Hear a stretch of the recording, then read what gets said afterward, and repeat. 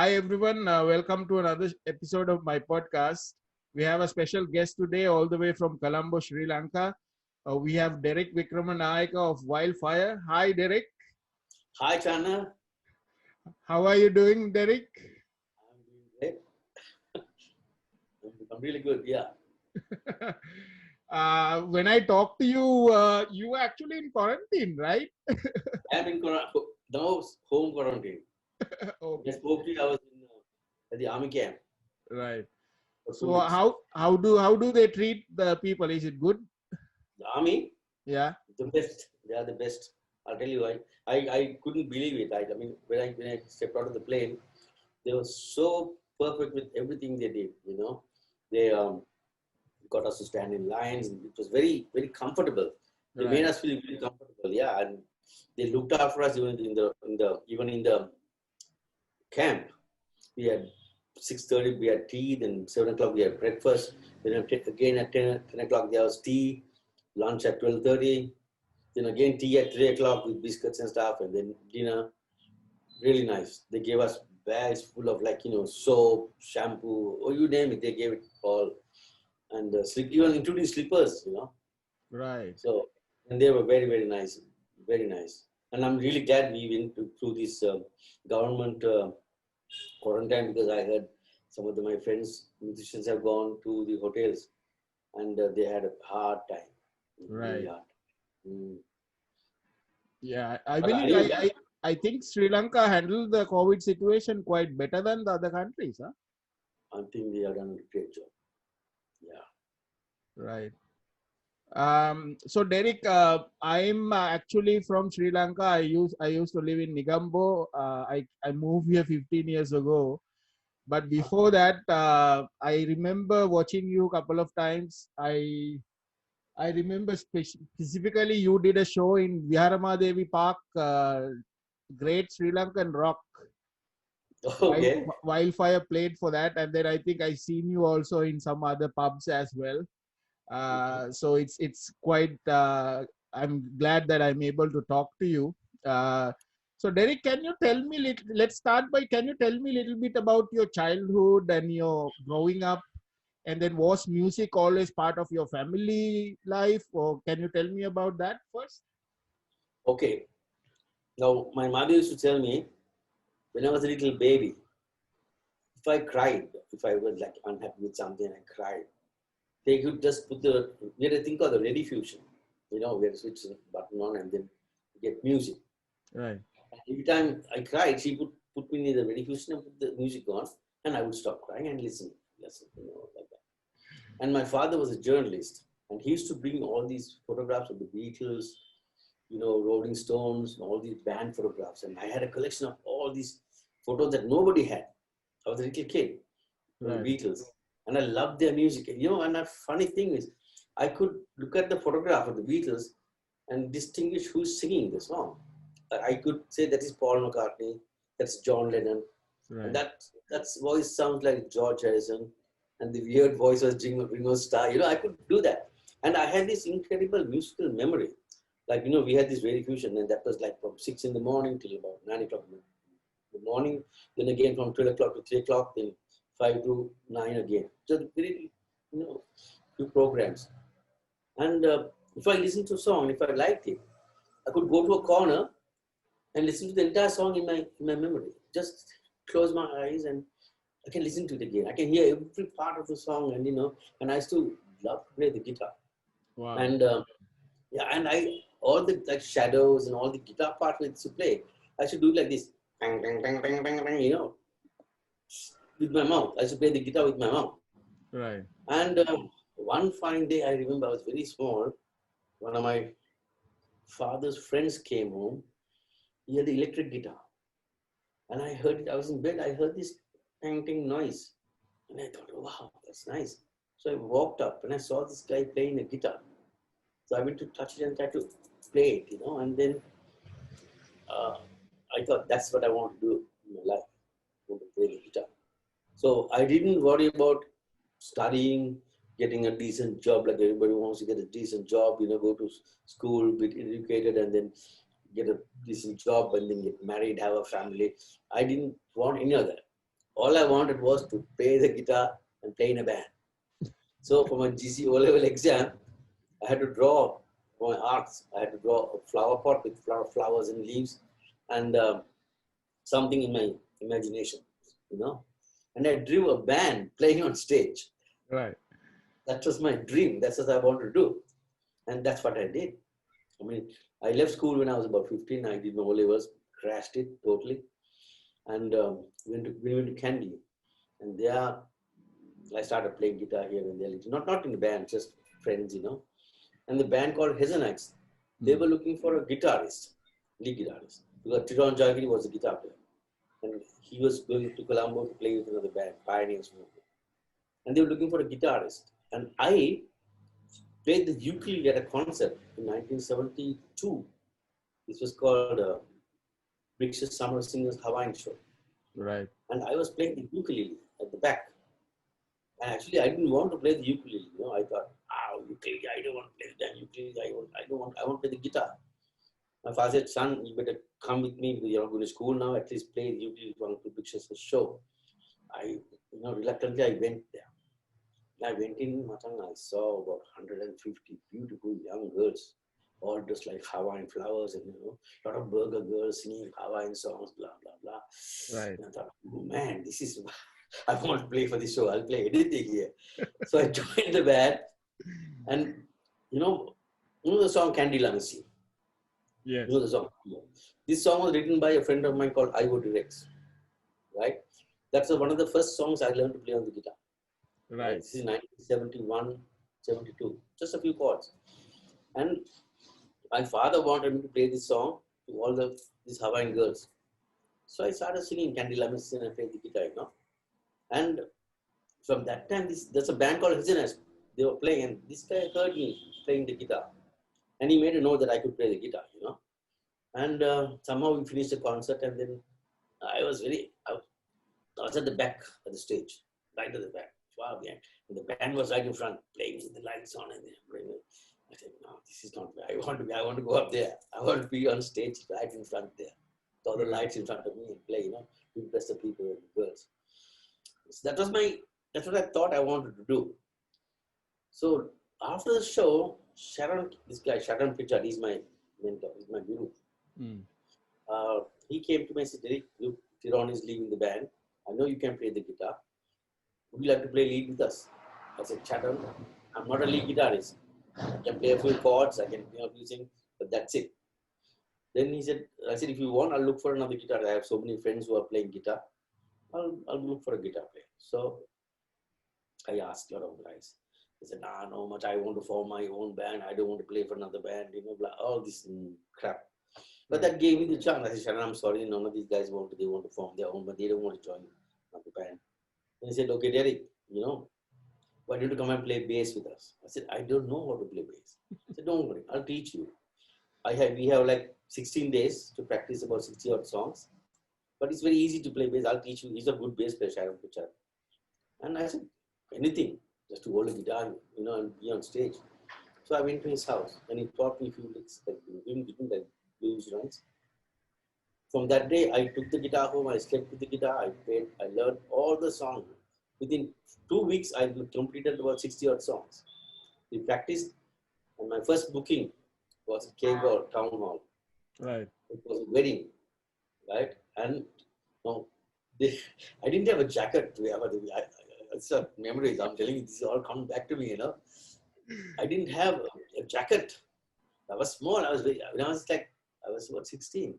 I looked like I was about 10 years old. Very small, thin guy, And the guitar was like big, bass guitar. He said, Derek, we have Tiron's jacket. We can wear the jacket. So we went for the wedding. Then he gave me the jacket. I put the jacket on, and you on a coat jacket. The coat hanger. Yeah. The shoulders up to me. Arms were like here. I thought, oh shit, I can't wear this jacket. But anyway, I somehow played the wedding.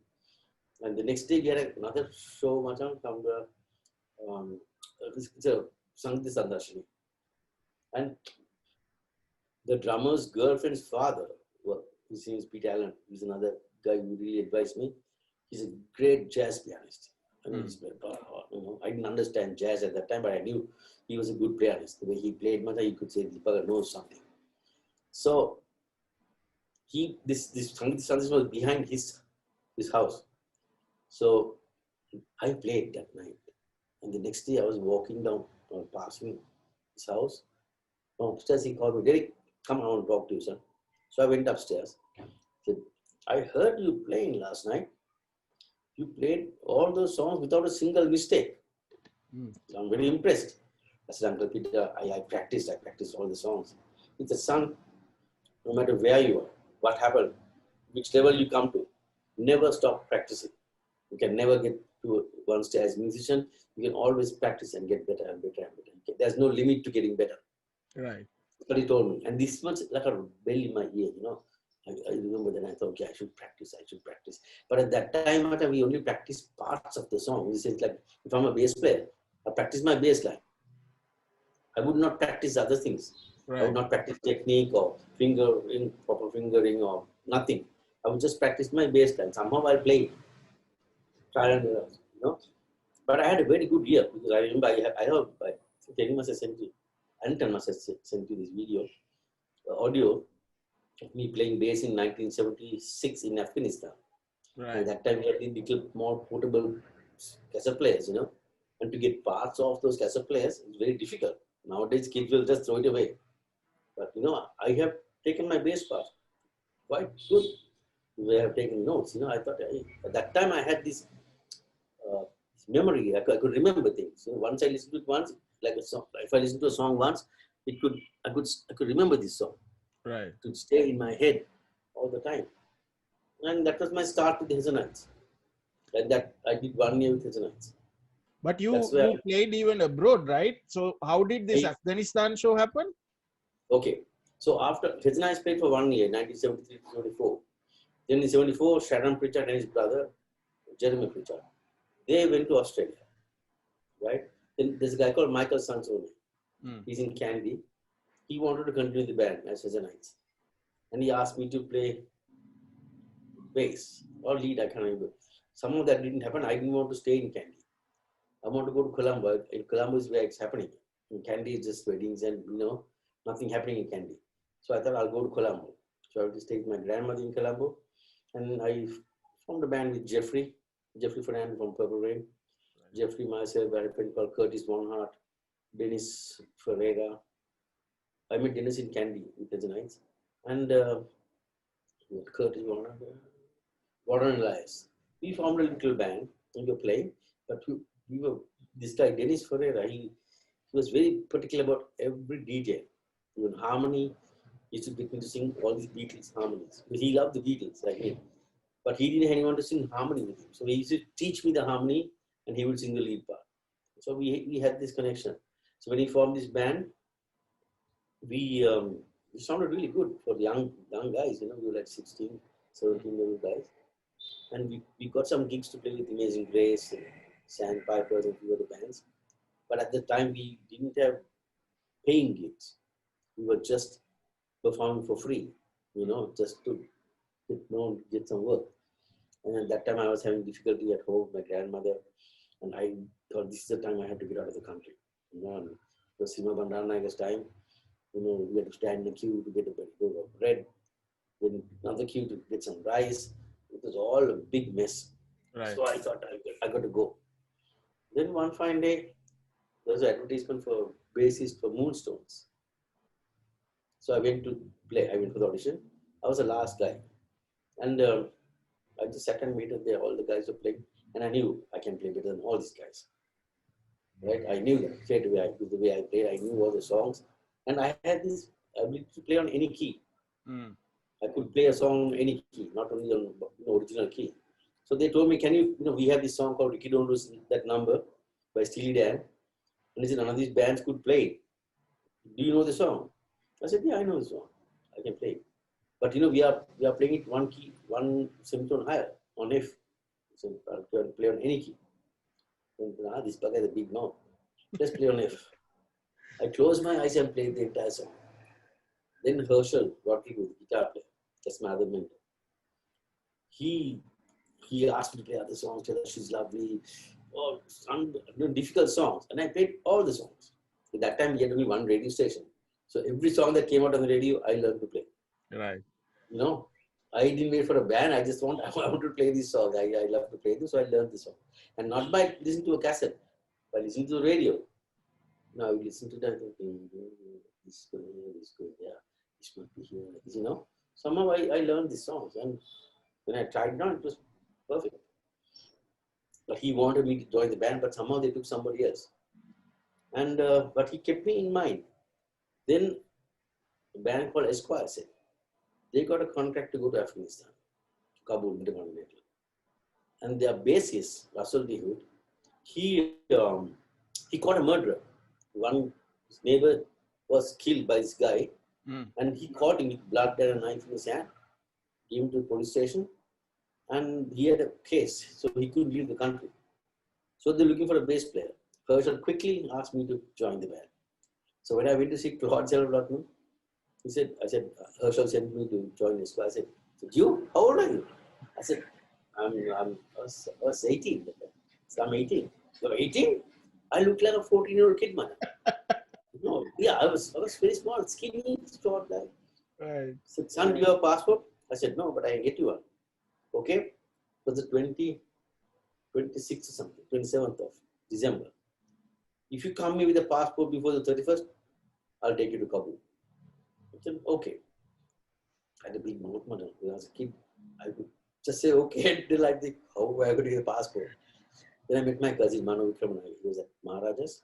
Right. He was studying at that time. I said, Mano, yeah, I need to get a passport. How do I do it? So go and talk to my father's younger sister. We call her Punchinenda. So I went to her house in Punchinenda. I got this contract to go to Afghanistan. But I need a passport very fast. I had to get the passport before the 31st of this month. I said, okay, come with me. She put me in the car. Took me straight to the immigration office.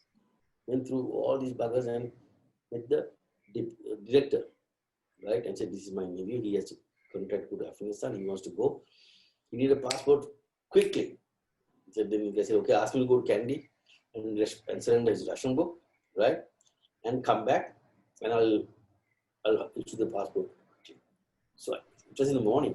I quickly went to Kandy, told my mother I got to go to the passport, ration book, surrender the ration book, got the receipt back, gave my auntie in the evening. We both went back to the immigration office and gave it to her. Said, come tomorrow or day after. So this was 29th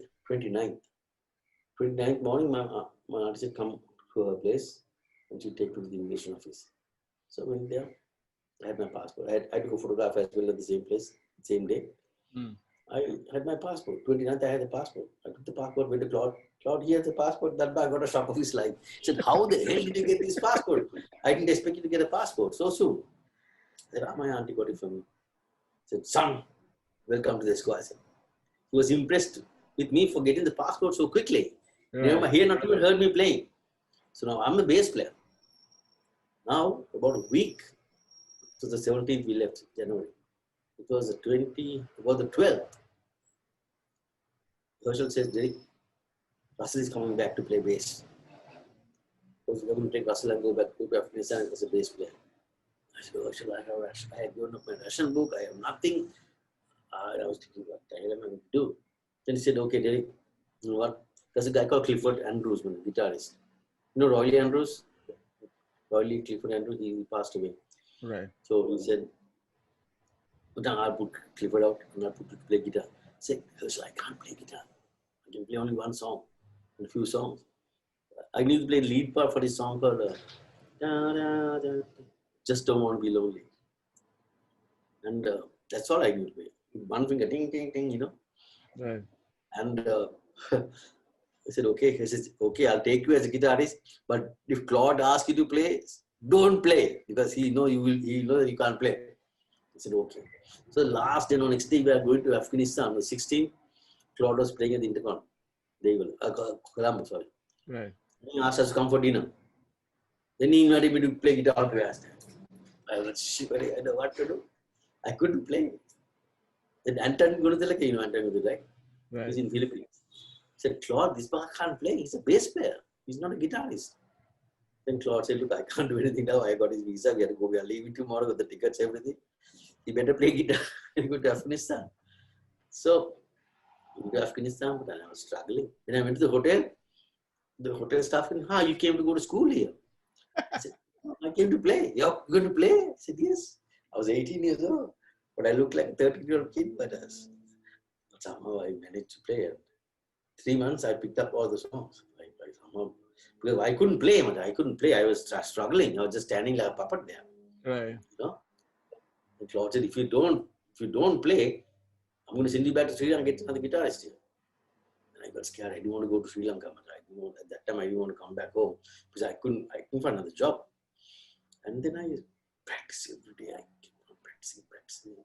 Within the third, fourth month, by April, I picked up all the songs and I was okay with the band. Continued playing guitar. That's where I changed from bass to lead guitar.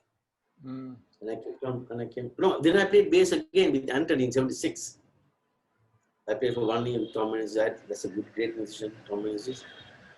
I played with him. Then after that, went to Saudi Arabia, went to Germany, went to England, France, back to England, came to Sri Lanka.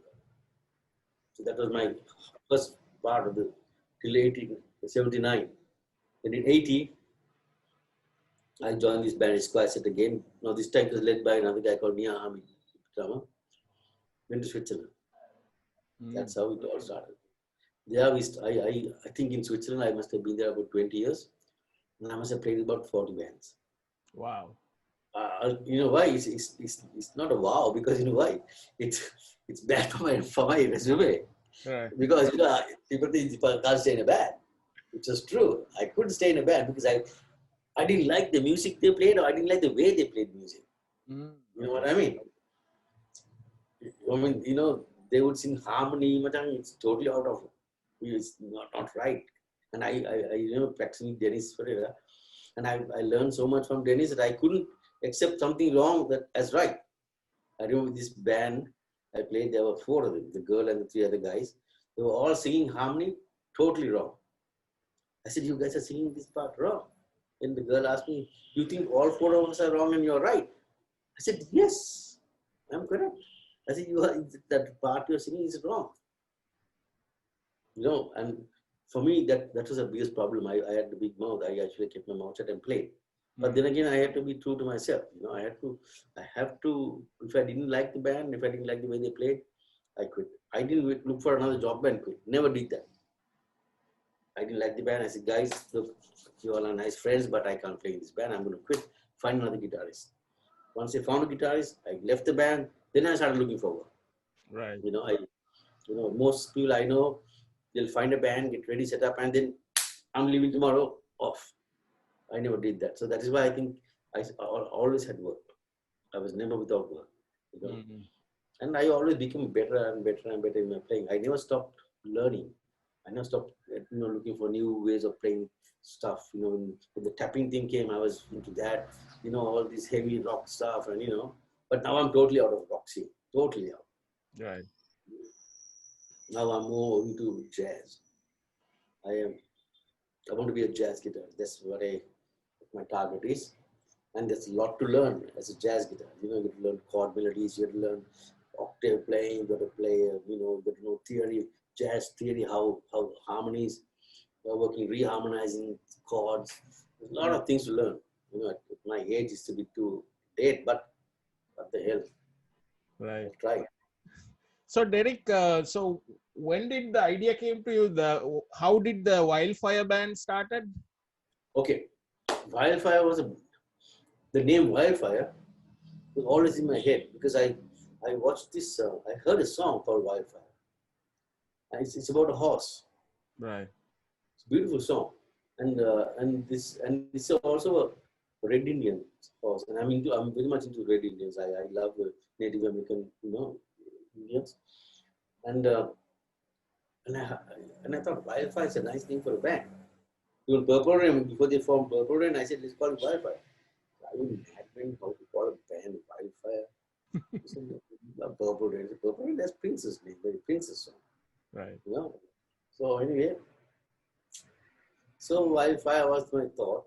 Then Madam, I came to Sri Lanka in 1999. And I started playing Purple Rain and I got really sick of the band. I really got, it's a good band, but we had no proper discipline at all. There was no discipline. People are getting drunk. They would play like 30 minutes. No, they'll play like 5 songs and take about 1 hour break, you know. So what I thought was, I'm going to form a band, not to earn money.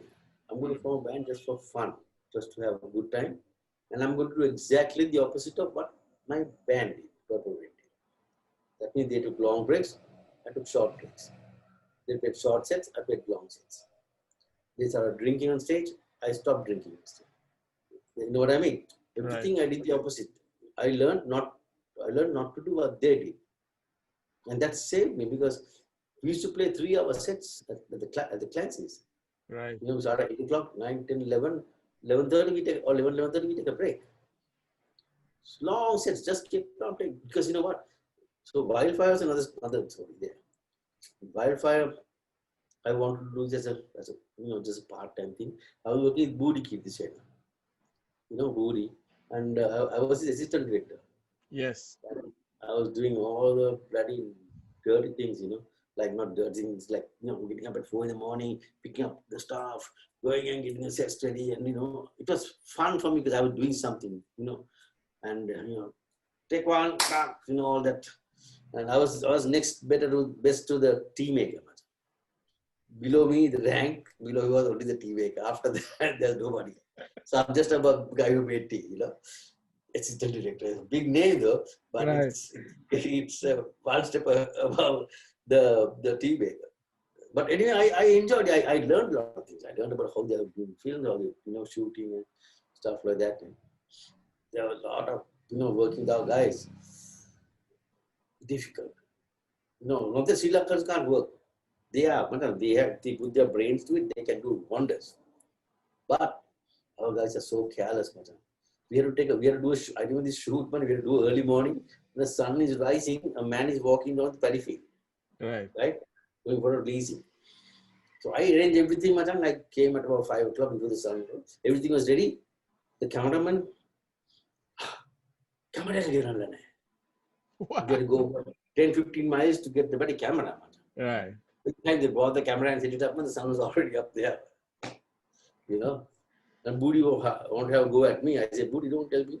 I did my job. The cameraman, I don't carry cameras. I don't bring the camera. They bring their own camera. They bring the camera. So from that, I thought, this is not going to work for me either. But anyway, I thought I'll do something. I did quite a lot of work with it. Right. And then, Derek, you were part of this movie? I didn't act in that though. I did some music for that. I actually have the soundtrack. So I see that you did a couple of songs here, right? Yeah. I wrote a song called Princey. Right. It's a 3-4 part song, you know. And Budi wanted a song, and I had a girlfriend called Jessica.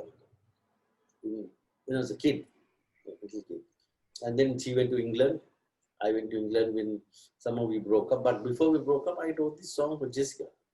Oh me, oh no, oh me, Jessica, Jessie, oh me, oh Jessie. That's how the song started, Jessie. So I put some words to it, you know, girl, I sing this song to you. I just made a song and I played to her. But I ended up marrying her sister, Jackie. That's a funny thing there. So yeah, that was there. Then you know the song by Bandera, Anthony Banderas, not Milosia, Mariachi. Yeah. Well, Mariachi, that was very popular at that time. And Budi said, Derek, I need a song like this, you know. Then I said, no, it's okay, I can do that. Then I composed that melody for that Salli Popuru. Yeah, Salli Popuru, yeah. Then Damien sang the song. Budi got somebody else to write the lyrics. And Lakshman Joseph was also involved in that. We did some great stuff. And we did some weird things. Jotami played bass. Chris Dasan played drums. Who else? I played guitar. There was no keyboard. I never liked keyboards in the band, you know. So Wildfire had no keyboard. We just played the guitars. Right. And, that was a universal experience. Yeah, it was. Then nothing. Jayasri took over the song and they started playing it. Yeah. Yeah, yeah, that was fun. For me, everything has to be fun. If I'm playing, if I'm recording or doing something, it has to be something to enjoy. If not, I won't do it. I would say, no, thank you very much. I mean, I worked as a dishwasher in London for almost 9 months. I enjoyed that job, man. I'll tell you why.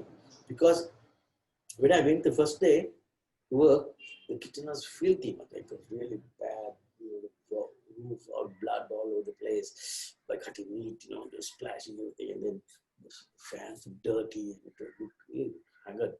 And I didn't have a job for 3 months. I was looking for a job everywhere. I couldn't find a job.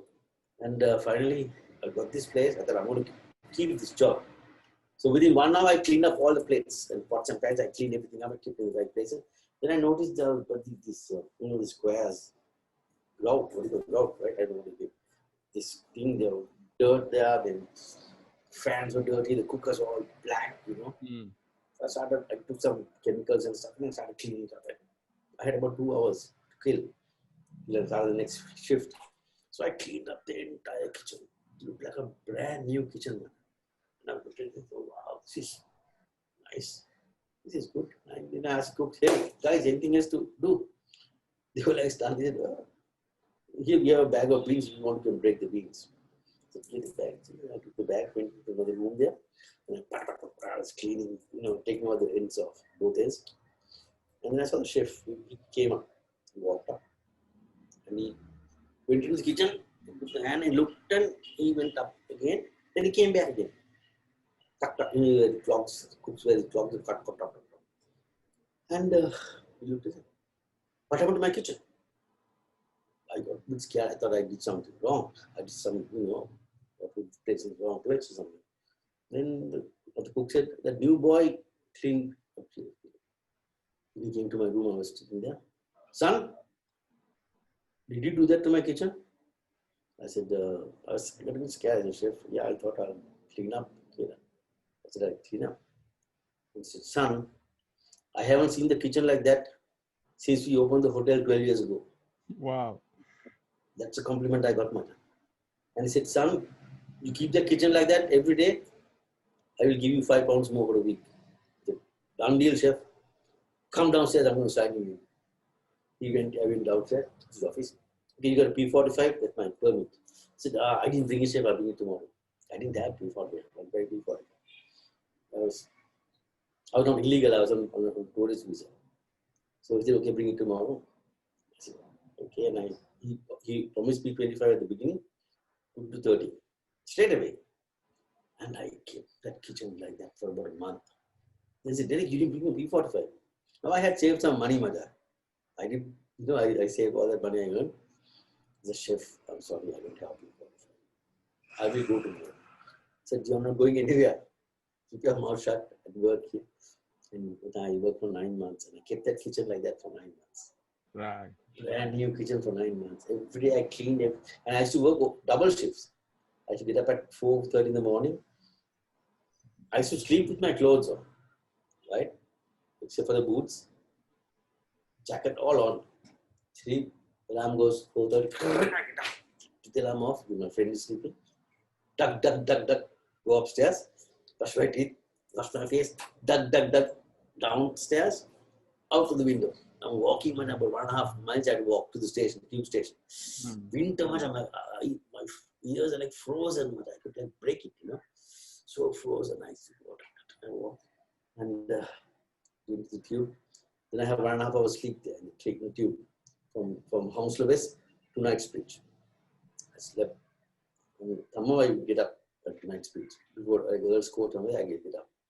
And go to work at 8 o'clock. I work till 11 o'clock in the night. 11:15 is the last train. I take that, come back home, sleep for a few hours, get up and go again. I did that because it's not the money. I think it's not the money I'm getting. I'm getting double payment, but it's the responsibility, man. They had a lot of faith in me to keep that kitchen clean. Right. Even the waiters, the managers, they had a lot of respect for me. the manager said, cut my hair was here, like so long. I just tie my hair and work. So Derek, you cut your hair and come, I'll give you a job in the restaurant as a steward. I said, no, chef, thank you very much. I don't want to be a steward. I'm a musician. I want my long hair, so I cannot play on the bandstand. I said, I don't want to be a steward. I said, I'm not doing it for the rest of my life. I'm saving some money to go travel. So after 9 months, I had enough money to travel. So chef, I'm leaving in the September. So the reason what I'm telling is this, even if you're a road sweeper, if you sweep the road well, somebody will recognize you. So Right. then you will definitely get from there to another level. And that's what it taught me. And I did my job every time, even playing in a band. For me, most important thing is my responsibility as a musician or as a guitarist. To be on stage and entertain the people. Sometimes when the band is dead, I get up and play the guitar, sing live, alone, cover songs. I'm not a great singer. I don't consider myself a singer, but I had to sing. So that was another experience with Yes, Wildfire. So Wildfire started, you working with Wildfire. yeah. Wildfire, but I started off, like I said, it's for fun, but it picked up. It picked up like the first day we had about 8 people. After about 3 hours, the club was almost full. They started calling their friends, hey, there's a band like this, they're playing Beatles songs now. By Right. about 9 o'clock, the club was full. So next Sunday when we went to play, the place was packed. And it was packed for years and years. That was an unbelievable experience for me. Because I enjoyed every song I played. I played solos, I played too many solos. I played till my fingers dropped. Oh my God, enough, I can't play any more solos. It was like my dream just came true. Yeah. And I didn't expect that band to do very well because nobody wanted to join me. I asked more like musicians to play with me. Nobody wanted to join me. No, your Wildfire, retro music won't go. This is not right. Your ideas are not good. Actually, Tilak Das, Tilak Das, the bass player, Yeah. Yes. he was to be my bass player. Then Podil Lal, who played with Gypsies now, he was a drummer. Then Primal was the guitarist. They were the original Wildfire lineup. When I got the gig at Jai Hilton, Tilak and Lal, they had joined another band. Without telling me, they joined Ultimate. So I had to look for a drummer and a bass player. So I asked Benji down about it. He gladly came in and helped me. Then I asked CJ, the drummer of Wildfire, to help me. He was working for bass. So I said, can you help me till I find another drummer? Because I had this, the reason I wanted them was I had this gig on the 6th of February. I had to play for that gig. You know what I mean? Like I couldn't say no. I had to play that gig. So at least for that gig, I'll take these guys and go and play. That's my responsibility. So I thought, okay, we practiced 2 days, put the repertoire together, and that was Wildfire. Then Primal, he left the band. That's why I kicked him out. He didn't leave. One day he didn't come for a gig. He said he has to go for an accounting job or something like that. Then I found out he was playing at another hotel with another band, Flame. Right. I went there during my break, and I said, you son of a bitch, don't come back to my band again. I said, I'm fired, you're fired. Fired, out. Then I took Damien in. Then Shafi walked in, Shafi came in. Right. Then Joe Thaming played bass. Unfortunately, he passed away. Then Kubal came in. So everything happened between like 6 months. Then after that, we had the same lineup for years and years and years. Yeah, because I remember Wildfire was like, I think you guys were like the best pub bar band, right? Because you were playing in like having. We were crazy, man. We were just, Yeah, I remember there were a lot actually, of people. It was so packed. you know what I think what happened? It's not that we are fantastic singers or players. We had energy. What we knew, what we played was not perfect. Some other band, they couldn't understand how come this band is so popular. Right. They're playing too loud. That is one thing. And these people can't sing properly. They are not top singers. We didn't have proper like lead voices, mother. You know what I mean? Like now in Sri Lanka, if you take a band, first thing they look for a guy who can have a nice voice, very rich voice, but we didn't have that. But we sang, with what we had. You know, Yeah. nobody complained. Only the bands complained. Other musicians complained, what is this band? They can't sing, they're not singers. They're singing flat. Yes, we sang flat. Even the Beatles sang flat. You know what I mean? I said, don't worry about that. If you sing flat, don't worry, just sing. Right. I said, guys, do your best. You're in the band. Shafi takes solos. CJ takes drum solos. Koba takes bass solos. I'm going to take guitar solos. Just sing what you like to sing. That's it. We just did what we love doing. And that was the success of Wildfire. Nothing else. And we all had the same taste for music. It's not that one guy didn't like the Beatles or, now if you take a band, most of these guys, most of the bands don't have any taste for music. I'm sorry to say this. They'll play anything that's popular and they'll make some money. Some of the bands are like that. For them, they don't care whether they play Elvis Presley or they play Jim Reeves or they play Wikramanayake. They don't care. As long as they get paid in the night. But there are some guys who are now Tennyson. He's a guitarist. He plays with stigmata. They play metal and rock stuff. That's what they love doing, and that's why they're successful. Right. They played what they love doing, nothing else. Yeah. So this is the problem with most of our Sri Lankan bands. They don't have the love that most bands should have.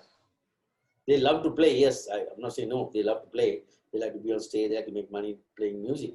But that burning desire to play in a band or to play these songs, very few bands have in Sri Lanka. Right. That's sad. But a lot of young guys are coming up now. There are a lot of good young bands, good musicians, and just playing what they love playing, and I think that's a good thing. Yeah. So Derek, you are part of the Sri Guitar Jam that Tennyson started, right? Yes, So yes.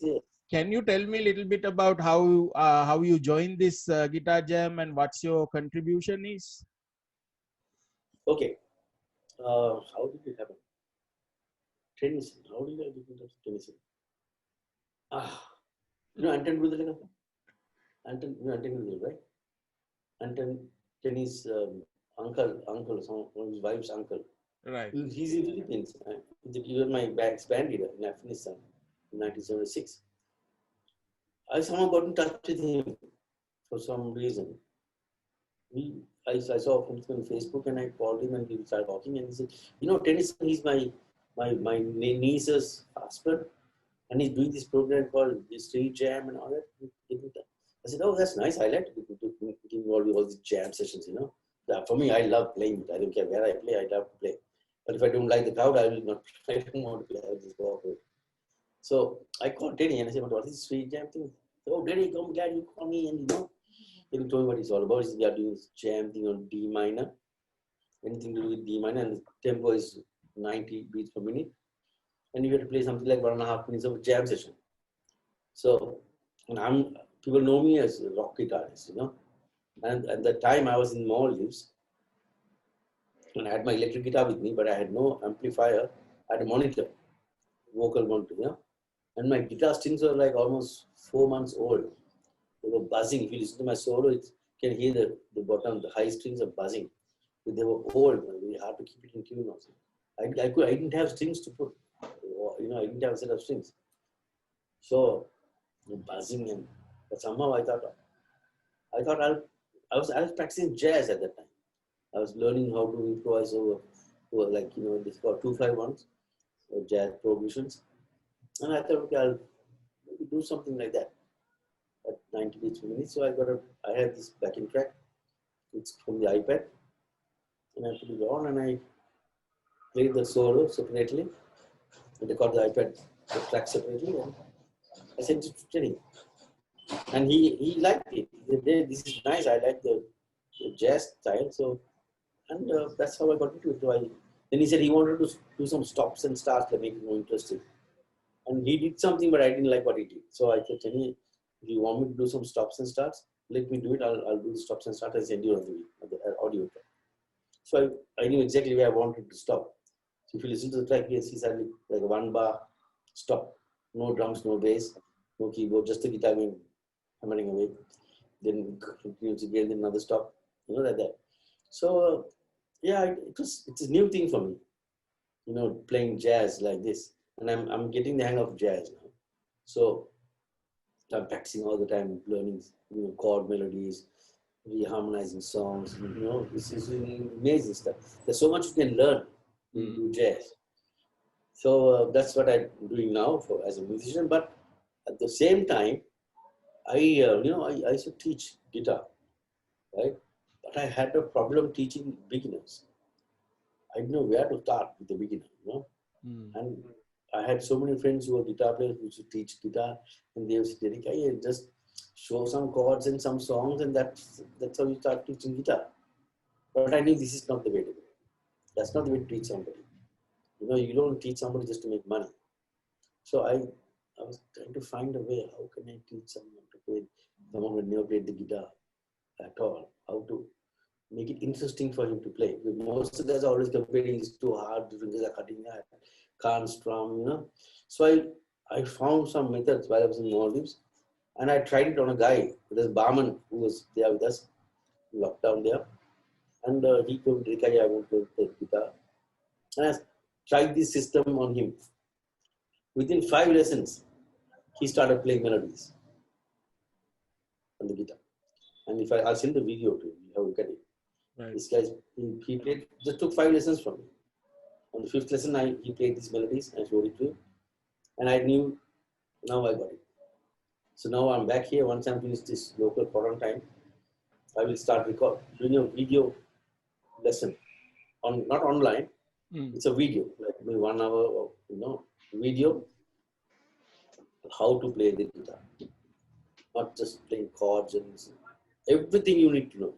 Picking, single notes, strumming, how to strum, how to count beats, how to count subdivisions, and how to read notes. It's very important if you can read notes. What I always tell my students, learn to read music is very good, very important.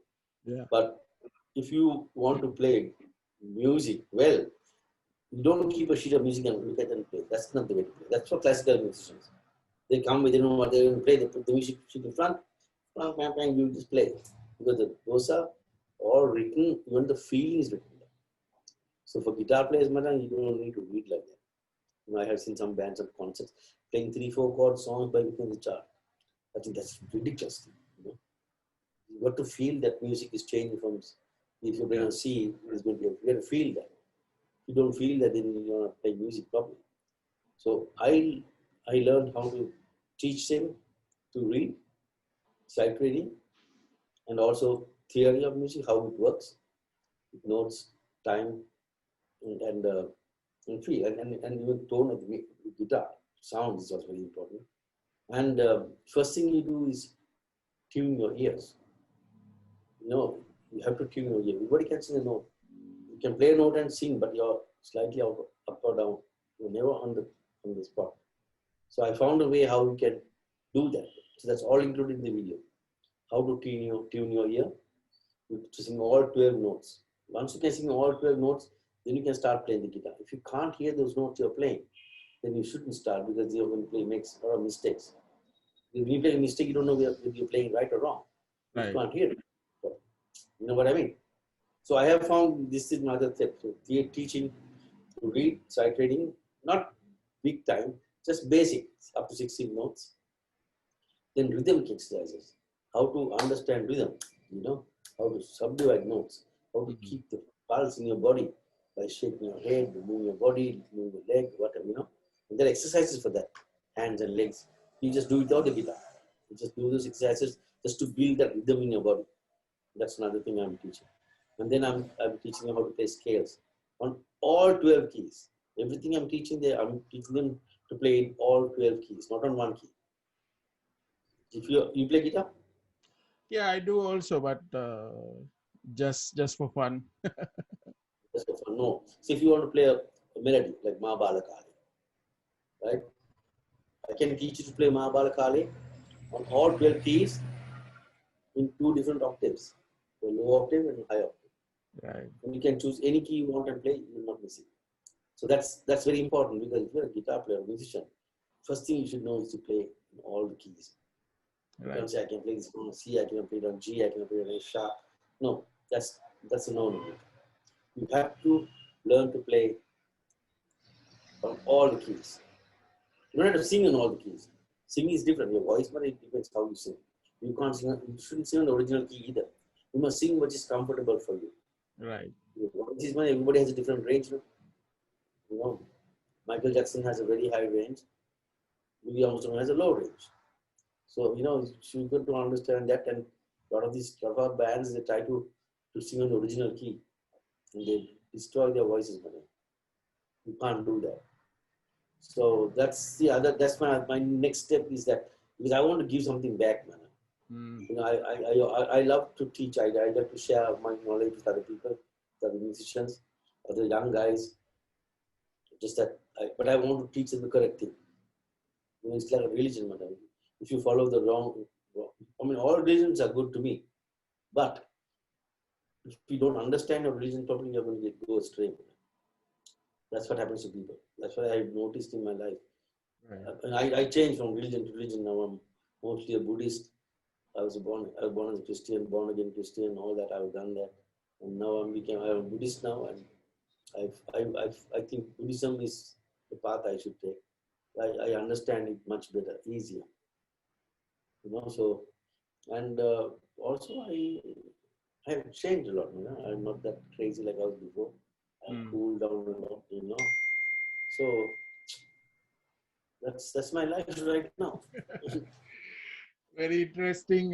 So Derek, what's your message to the viewers of this podcast? Okay, I don't know what kind of viewers we have here. If you are musicians, if there are musicians watching this podcast, I think if you want to be good, you have to work at it. It won't just happen. By playing songs, it's not good enough. You got to know about music. That's something that's very important for a musician to know music first, and then learn the instrument. Because you're going to take a guitar and play music. You're not going to play cricket with the guitar. Right. You play music. So you got to know music first. You got to know what is music, how is this form, how do you harmonize to a song, how do you, and very important thing, I want to do another video on how to play in a band. A lot of these guys don't know how to play in a band. They would just go and say, okay, what do you want to do? No, you have to know what your role as from a guitar player, my role is to play the guitar, with the rhythm or lead or whatever. And I had to give my best for the band. In fact, I have seen a lot of these oriental band. Ching, ching, ching, ching. Another guy can tang, he's playing. There are two guitarists doing the same job. One guy can do. Waste of money, waste of talent, waste of two guys. So if you are a guitar player, you must see what you can do with the guitar. Rhythm is I think as a guitarist, playing rhythm is like 99% of your job. If you have me to play guitar in your band, you'll expect me to play good rhythm for 99%, 90% of the songs. 10% of the song will be some lead parts or runs, Right. Because nobody's, you know what I mean? So you have to know rhythm, and you got to feel the band. You have to listen to each other, and means like instead of trying to say who's right, who's wrong, try to compromise and say, okay, we're going to play this chord, we're going to play this chord, we're going to play this beat, compromise and work together as a band. I know bands when guys don't even talk to each other. They hate each other. They hate each other. And when you do that, how can you play to the audio? How can you play to the people? Like I used to have fights with Shafi and CG and I used to fight with them a lot. But that was just for stupidity, just fight for no reason. But we on the bandstand, we hug each other and then we perform like brothers, Right. That's just Wildfire. And we broke up a couple of times due to shitty things, but we got back together again. And when you got back, we forgot all the bad that happened. We Right. got back to the normal again and still brothers we played. So if you're in a band, if you want to play, you've got to be good at your instrument. And one thing I learned from Herschel, when you join a band, you got to be very important in that band. You got to play an important role in that band. If you don't, they can always replace you. So if you're a guitar player, learn to sing somehow. There's a guy called Randy D. Hootman. He was a rhythm guitarist. He passed away. This guy never sang. He just played guitar, right? And one day the lead singer didn't turn up. And this guy said, okay, I'll sing. Man, he sang better than the lead singer.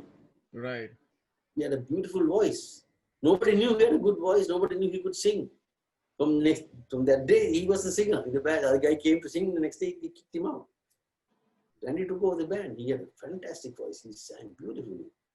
You know, my hair used to stand up when I heard him sing. The guy didn't know.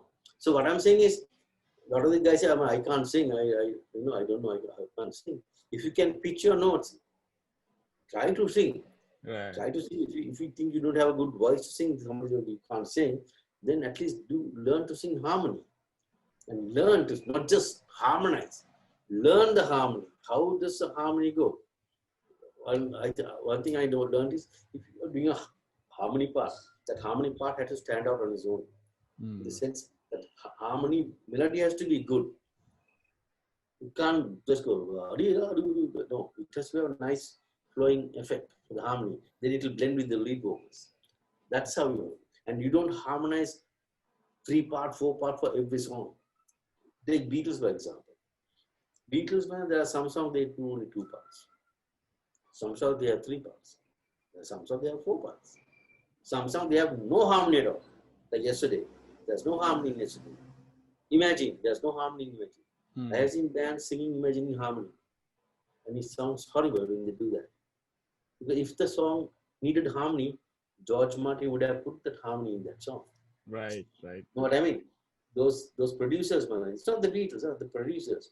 Those producers know exactly what it's like a good cook, man. Like a good chef. He knows exactly how much salt he had to put in the dish, how much of pepper he had to put in that thing. That's a good chef. If you don't just put enough of salt, it's a mix, man. You know what I mean? Yeah. So this is, this is what I want to do next is, like I said, once I do my guitar video lesson for beginners, then I'll start continuing, doing other things for video lessons.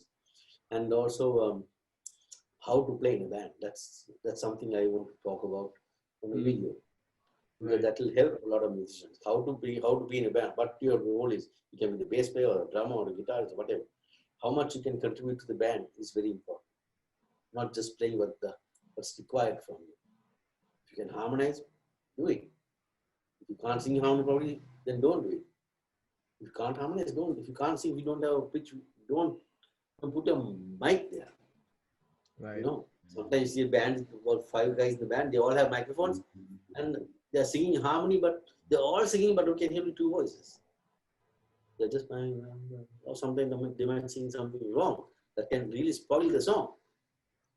It's always good not to do it. If you don't know how to do it properly, don't do it. Otherwise, if you think you can do it, prove it and make it sound good. Yeah. So Derek, anybody you want to shout out to? Oh, a lot of people. I hope my son is watching. I have a little son who's almost 4 years next month. And I have friends in Australia and in the States. I have a lot of friends all over the world, like, good buddies. Right. So, yeah, I'd like to thank them for being my friend. And this is going all over the world. Yes. Actually, majority of my listeners are from the US, actually. Oh, really? Yes. Hey, recently, it's suddenly changed. The majority is now in the US because some people have picked it up from Spotify and Apple Music. The discussion. Yeah. Oh, really? Yes. So, Channa, I'd like to thank you for having me on the show. Really, thank you very, very much. It's nice talking to you. You brought us some memories, man. You took me back, like, childhood days. Actually, who's this? Tenny gave me, like, because Sri Guitar Jam had like 50 plus guitarists.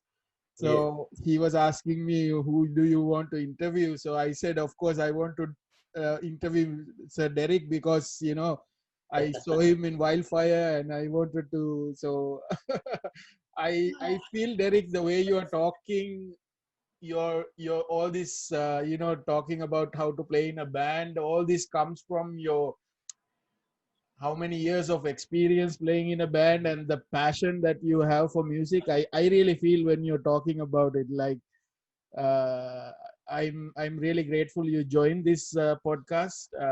So all the best, Derek. I Thank hope you. to see these One, videos you're putting out. Yeah, Derek. there's one thing I want to tell you. One more thing I want to tell you. It's that you have to believe in yourself. You got to do what makes you happy. I think even for children, or like I know I have since I was like my childhood days, I had friends who were good cricketers, who were good football players, swimmers. They were very good at their sports and stuff. Music was not much, but once they came to their O levels, they would stop cricket, stop playing, then do O levels and become a doctor. Becomes that had really ruined the children's lives. Mm, A lot of these parents think that studying and getting a big degree and putting a big post on the wall and all that is very important to show the world my son got a degree, got a cap and black cap and all this crap too. It's not important to me, but I think now everything has changed, man. I mean, we are following religions that are 2,000 years old religions, but there are new religions now, new religions in the sense like nothing different. mm, Like to me, internet, YouTube is another religion because you can get all the information you want from the YouTube. Anything you want to know, right. everything is there. So we have to change with the time, and we can't. You know, people have people say, "Oh, I believe in God, I believe in Buddha, I believe in this." It's just that's only one fraction of your belief. Yeah. You know what I mean? One fraction. What I'm saying is, we have a lot of beliefs that we are born. We were taught, Madan, as children. We were taught we have to go to school, get a job, get married, have children, and look after them. You know, these beliefs are not right. This is not right. First thing is important is child for me. Like my son is 4 years now. 4 years to next month. I only want him to be happy for him. But you want to be a happy child. I want him to be happy with what he's doing. Don't worry about money. Don't look at life as making money. Mm, Money will come, Macha. Money will come. I didn't even pass my O levels. I got through my art. So I was a good artist, and I think English. That's all I got through. Others I failed. It's not because I was dumb. Because I'm not interested in other subjects. I learned hygiene, history, geography, civics, that, this, you know, never used them in my life. I wasted 10 years of my life in school. I never used it. I didn't need civics for what? Politics? What? Government? I don't want to know this stuff. right. It never helped me in any way. So I learned stuff for 10 years in school and never used it in my life. If I learned music, if I learned something like that, that would have been helpful to me. You know Yeah. what I mean? Not learning history, geography. What a geography? I'm not going to be ready. I don't know. Rick, I have a similar story because Yeah. I I didn't go to university. I stopped at A levels, Mm-hmm. and once I got my A levels, I went into a job. I had a job. I became a telephone operator back in Negombo, one of the like a communication place. That Mm-hmm. was my first job, and I Okay. got paid like 3,000 rupees, I think, a month. And I worked like 12 hours every day on that shift, like Oh. 9 p.m. to 9 a.m. And then Mm. now I actually work in IT, telecommunication, actually. So that's my Mm-hmm. regular job. Job So here. I never bothered going to the university and spending 4 years in the university. Yeah. I just got into a job and start learning. Every day you Exactly. learn That's something, exactly. and then eventually, once if you're good enough, you will get the money. As you said, the money will come. Definitely. If the best thing is this, best thing for a person to do is follow your heart, follow what you love doing. Cricket, madam. Mm. Whoever thought cricketers would be so rich? I love cricket. The best. I never liked cricket before. I hated cricket. It's such a very long game. To watch this game, Right. In 1992, went to Australia. 1991. All my friends are watching cricket World Cup, and I thought, okay, I have to watch now. Sit down. Suddenly, madam, I began to understand the game. Wow, you need such talent to do that. Like Tendulkar just came into the scene after he Mm. just no. This Mahmood Haq came into the scene, and Jayasurya, all these guys. I was so much in love with the game. I would never miss a match. You know, so it's the same with music, man. If you really understand theory and music, you suddenly will want to fall in love with it, and then you want to learn. Right. You know what I mean? The thing is, I met a guy once. One of my friend's son, and he said, I'm playing guitar, I'm playing drums, I'm playing this, I'm doing that, I'm recording, I'm doing the studio stuff, I'm doing that. So I said, son, did you study theory? Do you know? Oh, no, I don't want to study theory. If I study theory, it's bad for my ears. I thought, what the crap is this fucker talking about? How can theory be bad for your ears? Theory is good for your brain. Right. You understand, you know. So how can it be bad for your ears? Yes, if you do sight reading, yes. If you only play, but that is bad. That is, then your ears won't work because you are only playing what's there. But Right. theory is different. Theory is, but how it's done. I mean, you know, other you have to start all the way like the Wright brothers, madam. If you want to make a plane, if you don't know the theory, you have to put a plank and set it up and then try to fly. You know what I mean? So, oh geez, my battery is already going down. Yeah. So yeah, Derek. So it's so fun to talk to you. Maybe we should do it again nice talking to you. sometime again when you have more things to talk about. So have a great day, and then everyone please check out the Sri Guitar Jam. I think the volume 1 will be released where Derek has contributed to that. So Derek, thank you. Channa, thank you for having me, Channa. Lovely talking to you. We'll keep in touch on WhatsApp. Yes, keep in touch. Thank you. Bye. Thank you very much, Channa. Bye. Bye.